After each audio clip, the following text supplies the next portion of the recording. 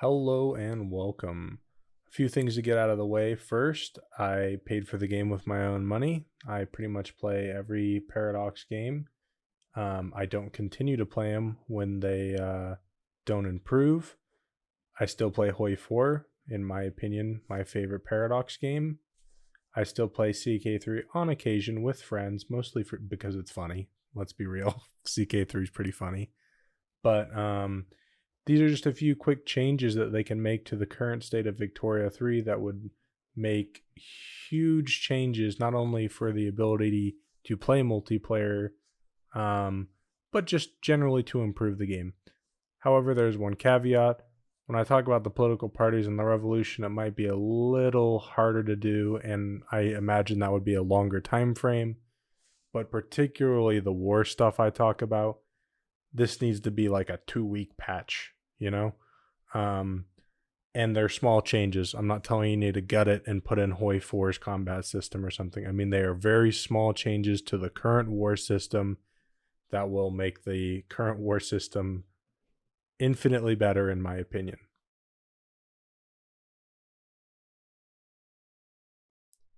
Organization and battlefield priority. This is the biggest problem with Victoria 3 right now, in my opinion.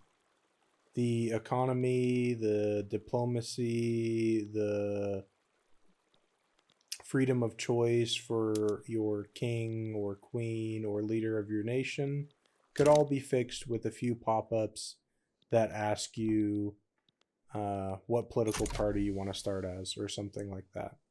But this one is something to do with the war, and I'm going to go under the assumption that they're not going to change the war system. I never played Vicky 2. I have no bias towards that one's war system whatsoever. This is my first Victoria game. I have about 18 hours in the game, maybe like 20 now, and I've played 3 campaigns. This was my Denmark Conquer campaign that I wanted to play, and I had already conquered Siam with this army. This army is fully equipped line infantry and artillery. Siam and Vietnam have conscripts with no artillery, and I don't know about their cavalry support. I don't think they had any. But I absolutely smashed through Siam because of my superior technology, my superior troops, and I also had a general with 2 positive attack traits. Now, with all the setup out of the way, you've seen the problem on screen, but I'm going to explain it now. My ally, Siam, since we are both at war with Vietnam right now, is taking all the battles, and no matter what I do, it only fills up the bar to attack one time, and Siam takes it. I don't know if this is because he has more troops or why this is, but my troops are currently at full morale, and this war goes on for like 30 minutes IRL, which I speed up and only show you a few clips of this.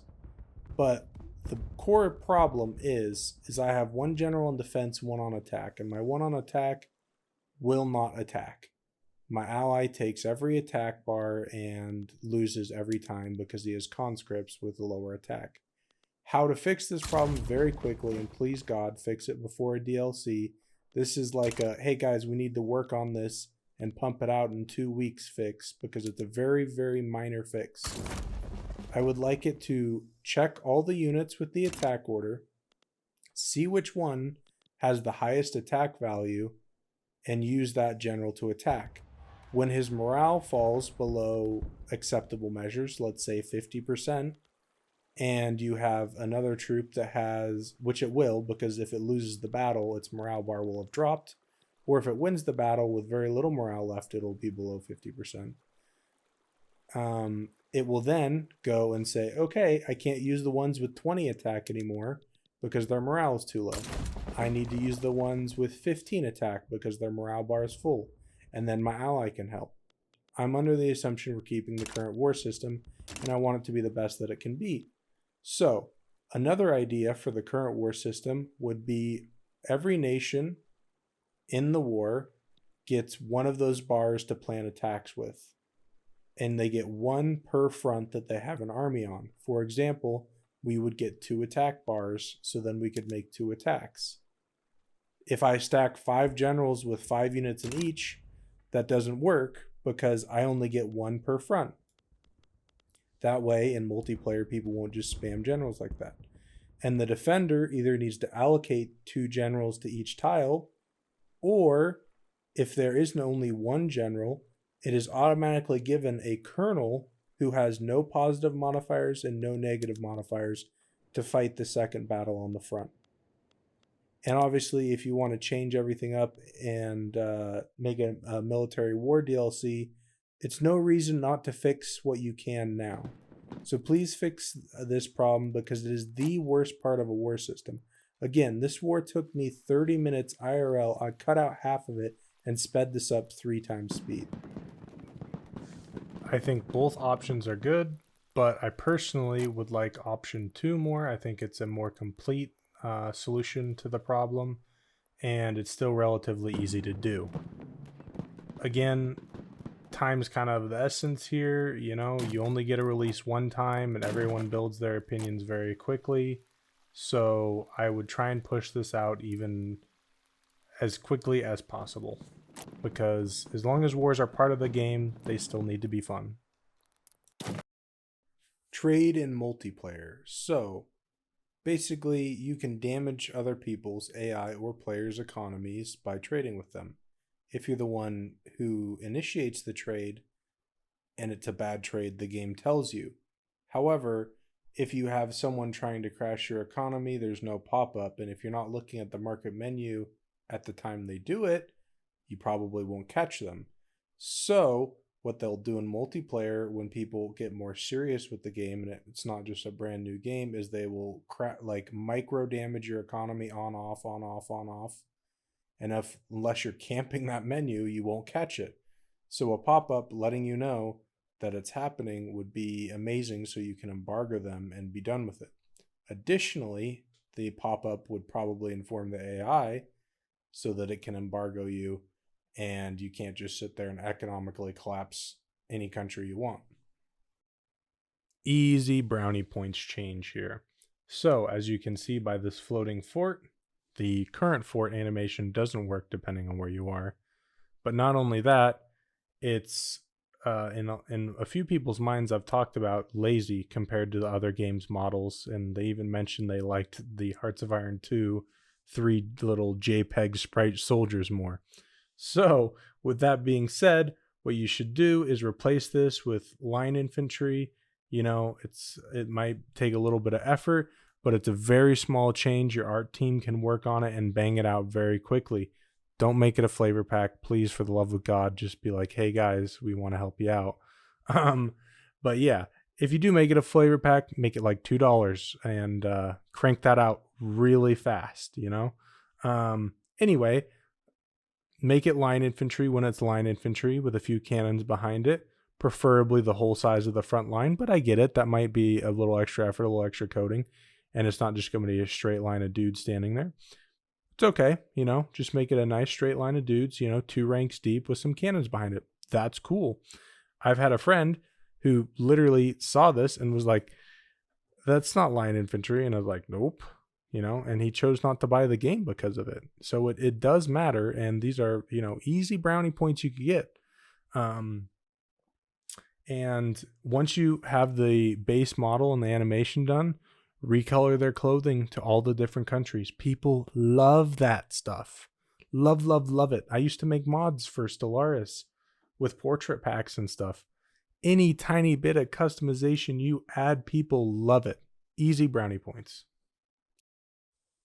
Okay, one more small war change. I know, not a war game, but this one's another small, quick one. Easy brownie points, and it is hugely impactful. I mean, it is the basis, the most basic micromanagement to add, and it will have amazing dividends. Just make it so we can transfer battalions between generals. It is oh so annoying to have to build a barracks in all your tiles evenly so that you can recruit a general from a different tile so that he can have more troops. Just let us transfer them between them. If I have a really good offensive general and I have an offensive war coming up, I don't want to, build 20 new barracks in the region my offensive general's from. I just want to transfer them under the command of the offensive general, go to war, win, bing, bada boom. Easy change makes war so much better, and it would help infinitely in multiplayer wars for front management. Revolutions and political parties. So, first of all, we'll go over the political parties. They're obviously pretty unbalanced. You just pick the ones that have the best bonuses. I personally think they should be more balanced and, give you more player agency in that. In this particular playthrough, I said screw it, and I just was a monarchy, and a very heavy handed one at that. Um, but it didn't seem to matter. They still, rebelled because I didn't pass the laws they wanted, even though they didn't have the support to do it. It seems the AI has the same problem. As you can see, the Habsburgs monarchy there is not having a fun time with all their fists in the air. And this particular region is the only one that rebelled. It was Jutland. And it rebelled like 5 times. And even though I subsidized it, they never recovered before they rebelled again. And also, the infrastructure buildings never hired, so they couldn't get more market access to then get the raw materials for the buildings so that the buildings would be profitable and continue to hire. And it became this weird, vicious cycle where basically everyone there was unemployed, but because my country was so wealthy and I had like a acceptable tax rate, they still had a better standard of living than a lot of the world, and they still chose to rebel.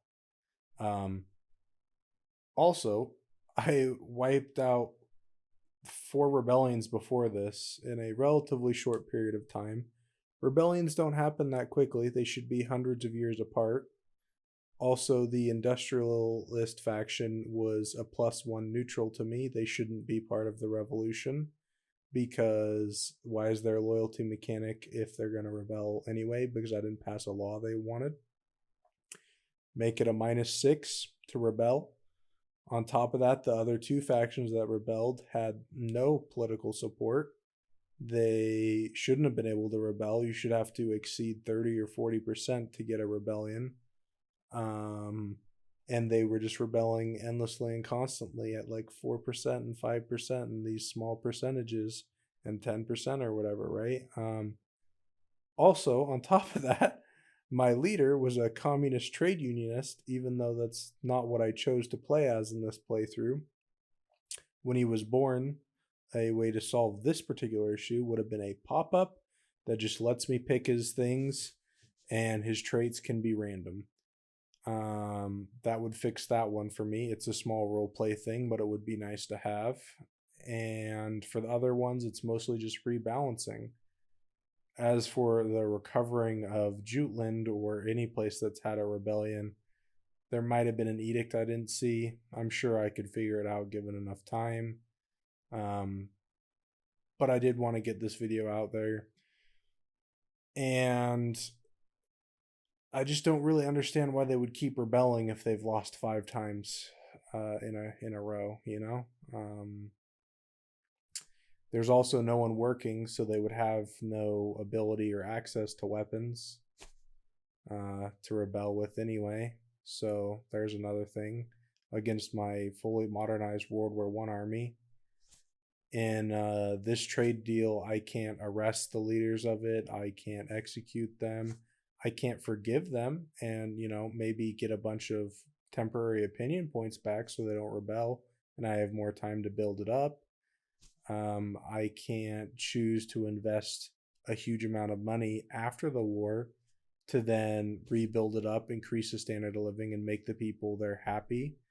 I can't choose to do that for the people who stayed loyal in Jutland because obviously not every person in Jutland picked up a weapon and tried to attack me. I just would like more options in that screen as well. So, in short, rebalance the political parties, balance them out, and take a second look at the revolution system.